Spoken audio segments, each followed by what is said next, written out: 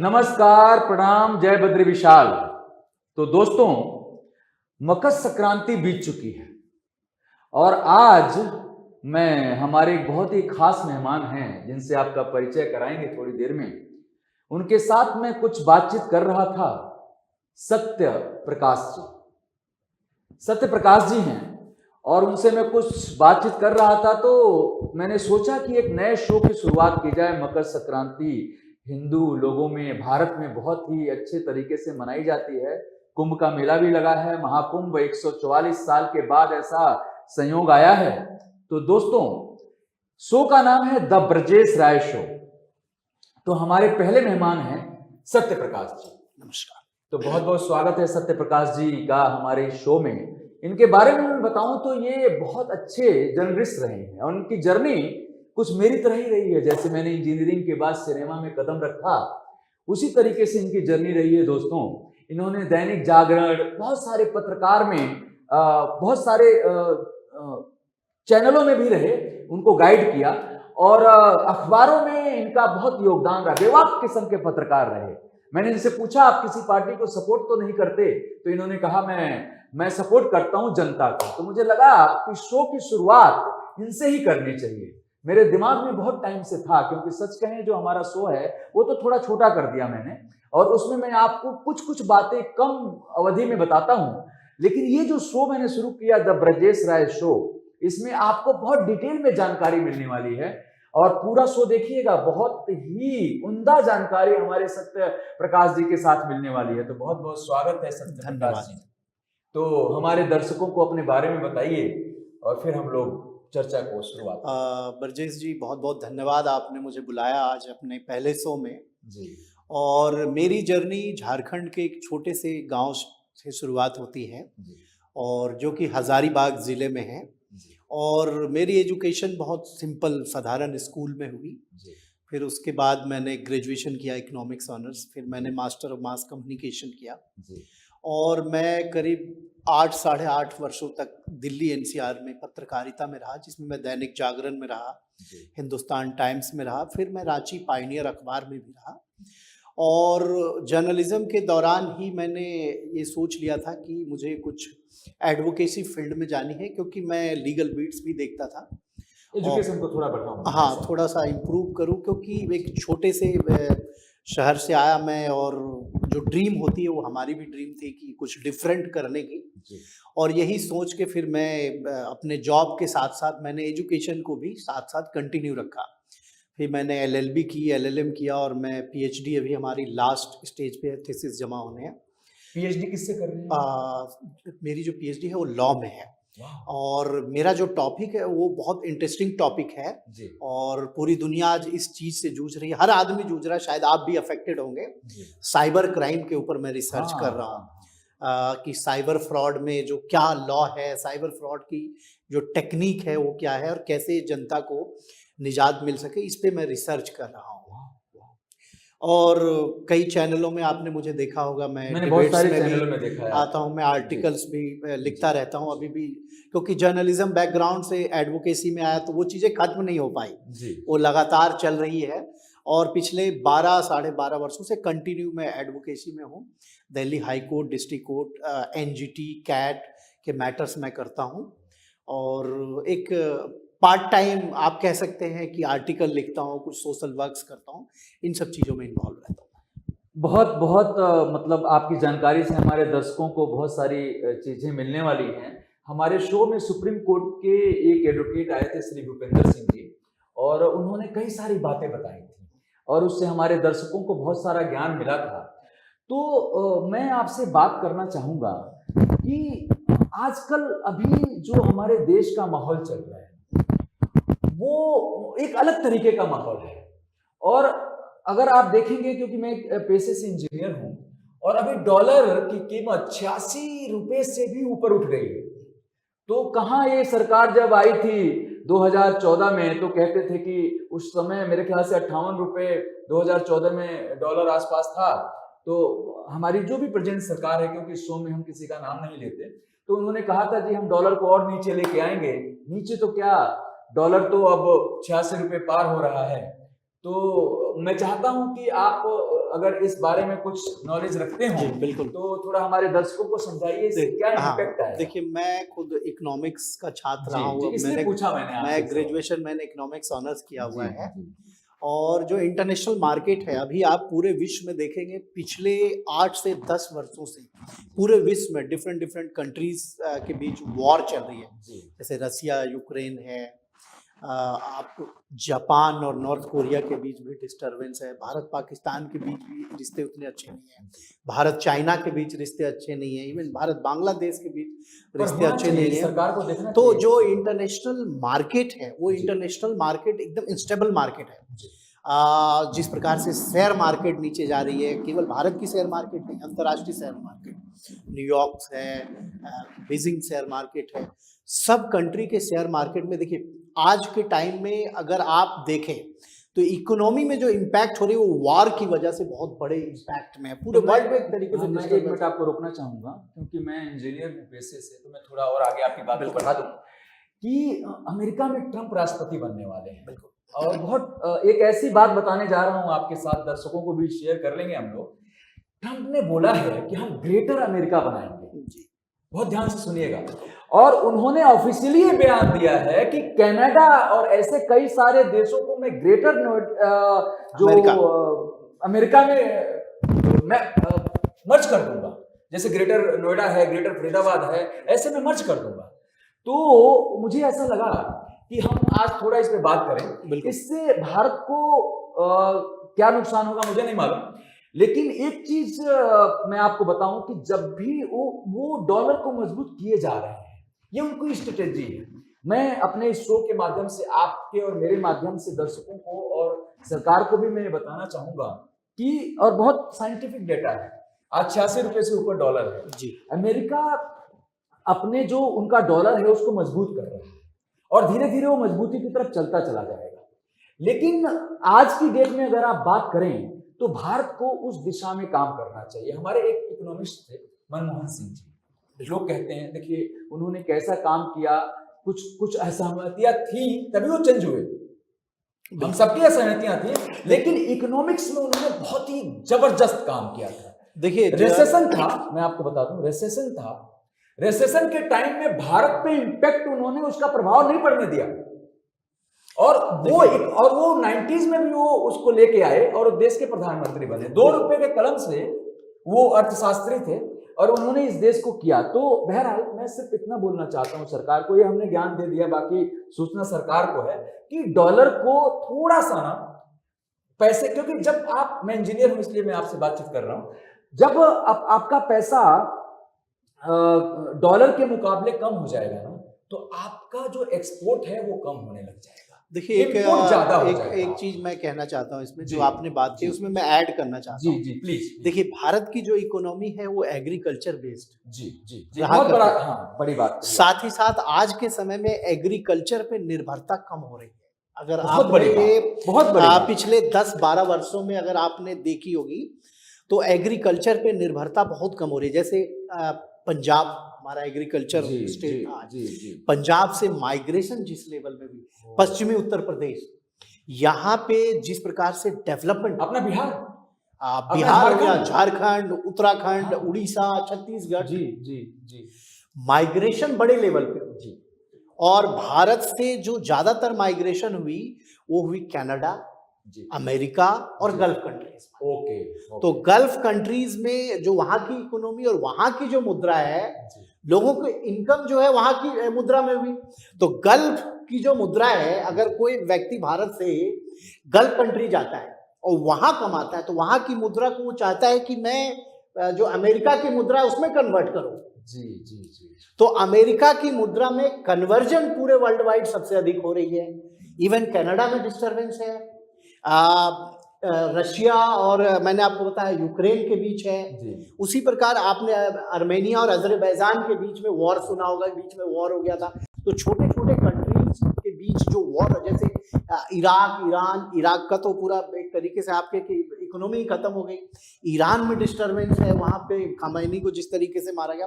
तो जो international global impact है, जो डिस्टर्बेंस है, तो वर्ल्ड की कोई भी व्यक्ति ये देखता है कि मुझे प्रॉफिट कहाँ से होगा। जी अगर मैं एक आम आदमी हूँ और मैं ये कोई सामान खरीद रहा हूँ तो मैं ये चाहूंगा कि मुझे वहां से वो सामान खरीदना पड़े जहां की इकोनॉमी में और जिस कंट्री की करेंसी की वैल्यू अच्छी हो। आज अमेरिका की जो कंपनीज है जैसे एप्पल है मोबाइल फोन, आप आज से अगर आपको याद होगा आज से 15 साल पहले अगर किसी के पास स्मार्टफोन या 20 साल पहले मोबाइल होना ही बहुत बड़ी चीज होती बहुत थी। बड़ी बात है। आज के टाइम में एक रिक्शा वाला भी आप देखते होंगे कि वो आईफोन लेके घूम रहा है।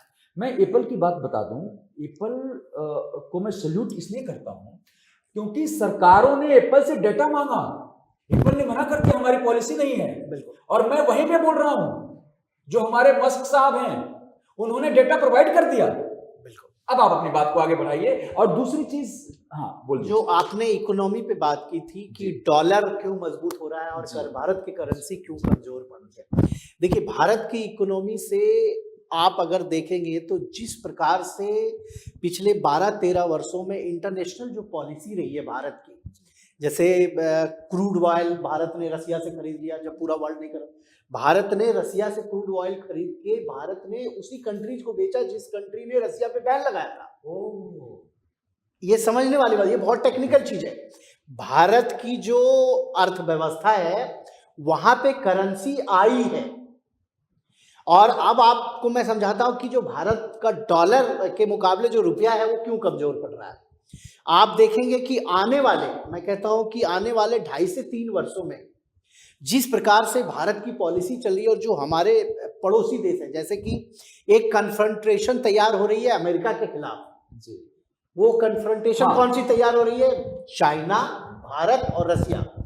जब डोकलाम में डिस्प्यूट था, डोकलाम डिस्प्यूट को खत्म करने के लिए रसिया का बहुत बड़ा रोल रहा, पुतिन का। ये बहुत कम लोगों को जानकारी है या पब्लिक फोरम पे नहीं आई। रसिया ने इंटरफेयर किया चाइना के साथ, और रसिया इसलिए इंटरफेयर किया कि जब यूक्रेन वॉर में अमेरिका बार बार थ्रेट दे रहा था, रसिया कह रहा था मैं पोलैंड पे अटैक करूंगा, तो अमेरिका की इंटरफेरेंस जब बढ़ने लगी यूक्रेन में बहुत ज्यादा, तो रसिया ने ये सोचा कि अगर मैं ये दो कंट्री जो एशिया के महाशक्ति आने वाले समय में और पैरेलल रसिया के बराबर चल रहे हैं, जिनकी सेना मजबूत है, जिनकी अर्थव्यवस्था ग्रो कर रही है, जिनकी आबादी, इंटेलेक्चुअल आबादी, टेक्नोलॉजी, जैसे आपने खुद बीटेक किया हुआ है, तो जिस प्रकार से इंजीनियर्स, डॉक्टर वर्ल्ड इकोनॉमी में यहाँ से निकल के जा रहे हैं, आने वाले समय में वर्ल्ड में भारत और रसिया और चाइना बहुत बड़े इंपैक्ट डालने वाले हैं। और अमेरिका कभी नहीं चाहेगा कि रसिया, चाइना और भारत जो है वो आपस में मिल जाए। हाँ, तो मैं बहुत सत्य जी कहूँगा आपको, बिल्कुल सच बात बताई आपने। लेकिन मैं ये चाहता हूँ और हमारा पूरा देश ये चाहता है कि देखिए, जिस तरीके से चाइना के साथ हमारा प्रॉब्लम रहा या मणिपुर में हमारा एक प्रॉब्लम रहा, आज मैंने कुछ बयान सुना कि उसमें कुछ सुधार हो रहा है। मैं एज ए भारतीय दिल से बड़ा खुश हुआ उस चीज़ को सुन के कि चीज़ें समानांतर हो रही हैं। दूसरा क्या है कि भारत की जो ये इस समय राजनीति चल रही है ना, उससे मैं बिल्कुल भी प्रभावित नहीं। चाहे आम आदमी पार्टी हो, 13 में आए, क्या बोला, यमुना आज तक साफ नहीं हुई, कुंभ लग गया है। बिल्कुल सेम उसी तरीके से एक पार्टी 2014 में आई थी और उन्होंने बोला था किसानों की आय दुगनी कर देंगे, 15 लाख खाते में डाल देंगे, या जीएसटी भी प्रॉपर नहीं है। आपको पता होगा जीएसटी का जो इम्पैक्ट है, क्योंकि आप इकोनॉमिक्स से बात कर रहे हैं, तो कुछ चंद जो चुने हुए बिजनेसमैन हैं उनका कर्ज माफ कर दिया गया 16 लाख करोड़ से ऊपर। अगर आप डेटा ले जाएंगे ना, अगर मैं आपको सच में डेटा दिखाना करूं तो तकरीबन 25 लाख करोड़ का माफ है, तकरीबन, जो नहीं होना चाहिए। आम आदमी के पास पैसा ही नहीं खर्च करने के लिए। आपने आटे, चावल, दाल, पॉपकॉर्न सब पे जीएसटी लगा दी है। आप अभी तक पेट्रोल डीजल को जीएसटी में नहीं ले आ पाए। तो जो आप ये समझेंगे कुछ परसेंट ही जो जीएसटी है वो बड़े बिजनेसमैन से आ रहा है। 60% तकरीबन बोल रहा हूं, प्लस माइनस 5% जनता दे रही है, मैं और आप। अभी हमने चीनी मंगाई, अभी हमने यहाँ पे पॉपकॉर्न मंगाया, सब पे हम जीएसटी दे रहे हैं, जाने अनजाने। तो मेरा ऐसा एक सरकार से गुजारिश है, क्योंकि एक पॉडकास्ट है, हम दोनों एक दूसरे की बात बराबर सुन रहे हैं, कि जो एक बार रिव्यू होना चाहिए किसी भी पॉलिसी को। जब आप लेकर के आते हैं, ऐसा नहीं होता है कि आपने कह दिया, एक सरकार ऑलरेडी जा चुकी है, कांग्रेस इसी मुद्दे पे जा चुकी है और उससे बड़ा भयंकर भयंकर भ्रष्टाचार अभी चालू है। अभी आज की डेट में जब ये सरकार जाएगी, दूसरी आएगी तो उसका खुलासा होगा।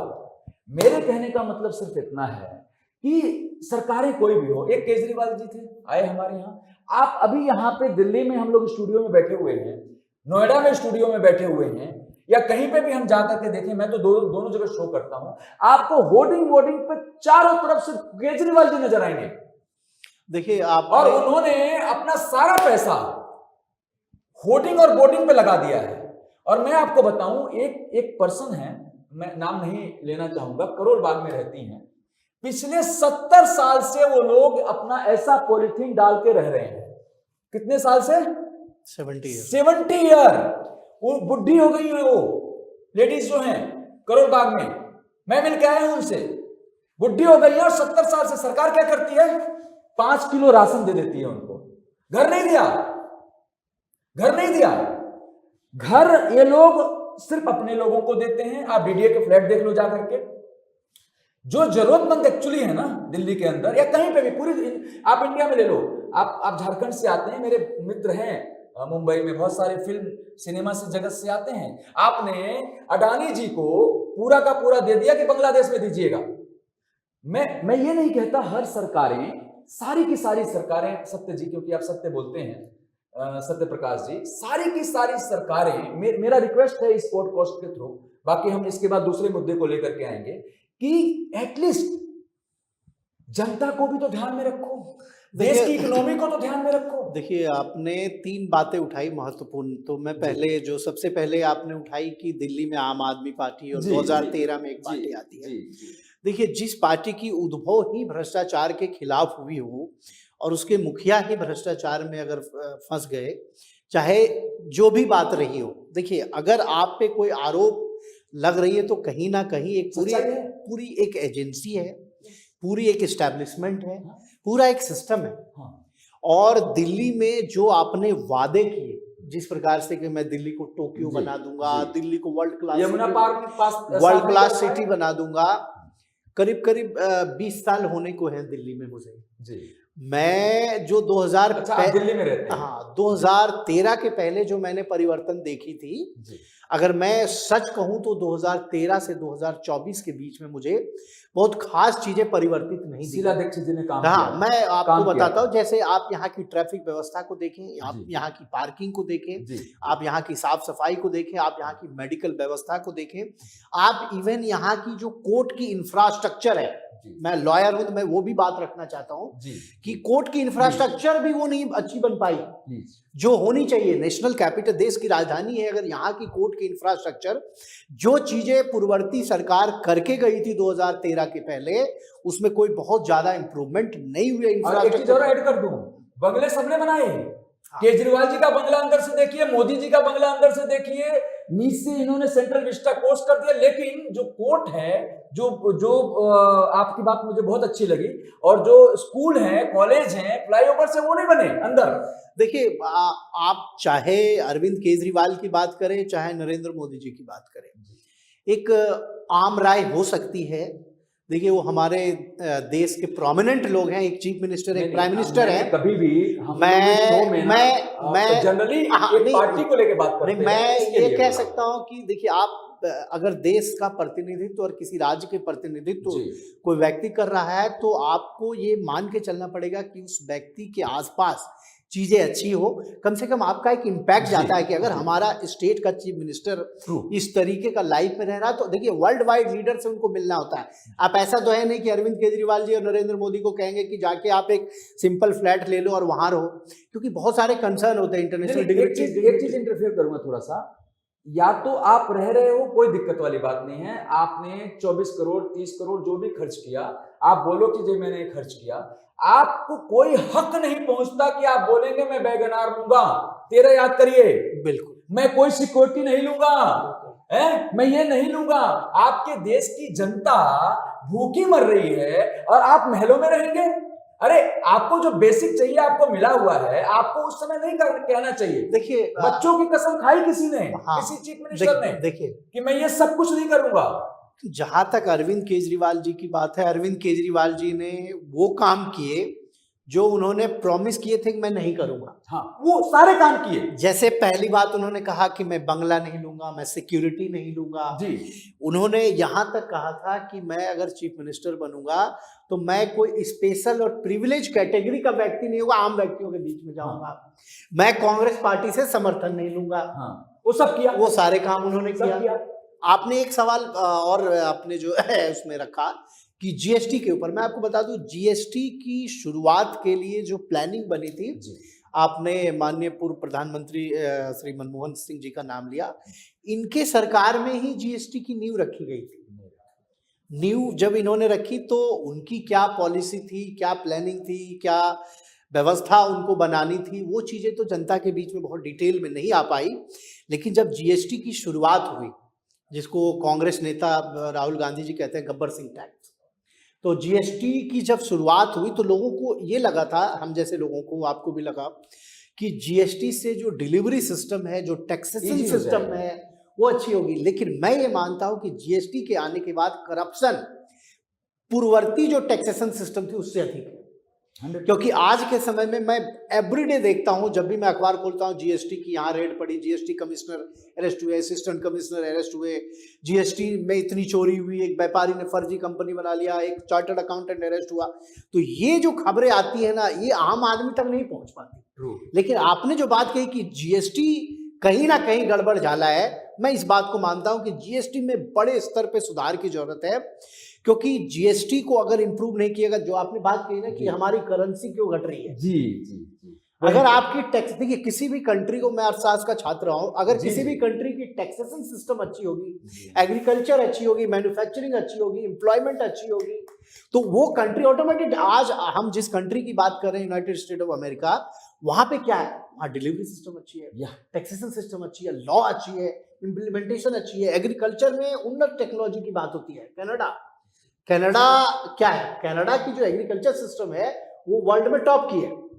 और प्रधानमंत्री मोदी जी भी यही बात कह रहे हैं कि मैं एग्रीकल्चर में टेक्नोलॉजी के इस्तेमाल पे बिलीव करता हूं, लेकिन बातें कहने और उस चीज को इंप्लीमेंट कराने में आसमान जमीन आसमान का फर्क है। अब जैसे देश के अन्नदाता धरने पे बैठे हुए हैं, कब से बैठे हुए? हाँ, बैठे हुए हैं। मुझे लगता है कि उनकी जो मांग है, देखिए डेमोक्रेसी, जो फेडरल स्ट्रक्चर है डेमोक्रेसी में आपको ये समझना पड़ेगा कि अगर आपका एक भी जनता अगर भूखा सो रहा है ना, राम राज्य क्या है, भगवान राम को मर्यादा पुरुषोत्तम, और दुनिया की आज तक मतलब जितनी भी जो प्रथा हुई, जो राजतंत्र, लोकतंत्र, सबसे अच्छी लोकतंत्र राम राज को क्यों बोला जाता है?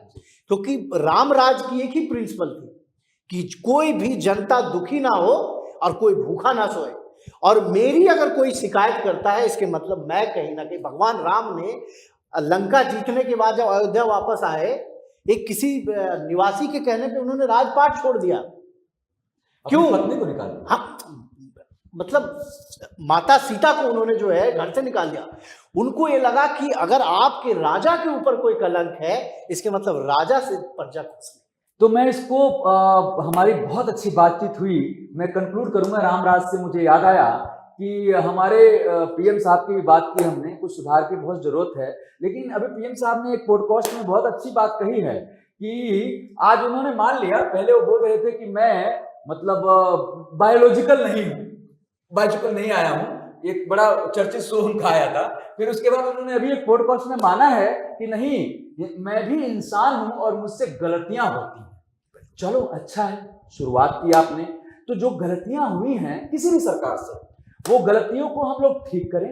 रामराज में सिर्फ वोट के लिए रामराज को मत लेके आए, आप वो रामराज लाएं जैसा सत्य जी ने कहा है। आप सबको समान समझे, हिंदू, मुस्लिम, सिख, ईसाई, किसी भी धर्म को ना माने, किसी भी जाति को ना माने, इससे ऊपर उठ करके। और एक बात दर्शकों में खत्म करने से पहले आपको सत्य प्रकाश जी के बारे में बताऊं कि मुझे बहुत अच्छा लगा। मेरे दोस्त हैं, पुराने दोस्त हैं, तो मैंने पूछा, सत्य प्रकाश जी शो करने जा रहे हैं तो नाम क्या लिखूं? तो सत्य प्रकाश जी ने बहुत प्यारी से स्माइल हैंड की, इन्होंने बोला सत्य प्रकाश ही लिखिए। मैं बड़ा खुश हुआ दोस्तों, बड़ा खुश हुआ, और मैंने कहा कि मैं द ब्रजेश राय शो की शुरुआत आपके साथ ही करूंगा, क्योंकि मेरे शो में आम लोग ज्यादातर आते हैं। मैं नहीं कहता खास लोग नहीं आएंगे, लेकिन आम लोग ज्यादातर आते हैं।